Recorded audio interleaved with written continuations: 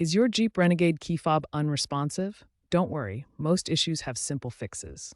First, the most common culprit is a dead battery. The Renegade fob uses a CR232 battery, easily replaceable with a small screwdriver. Symptoms include reduced range or no response at all. If a new battery doesn't solve it, the fob may need to be relearned or reprogrammed, especially after a battery change or software update. We'll cover that next. In rare cases, the receiver module in the car might be faulty, but let's try the easy solutions first. If a battery change didn't fix your key fob, try a relearn procedure. For 2015-2018 Jeep Renegade models, this involves cycling the ignition with the key in specific sequences, such as turning to on-run and pressing lock or unlock buttons. For newer 2019 and later models, reprogramming can often be done through the Uconnect app. Always search online for specific instructions tailored to your model year to ensure accuracy.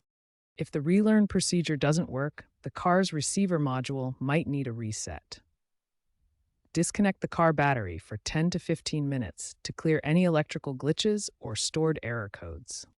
If issues continue after the reset, perform a diagnostic scan using an OBD2 tool.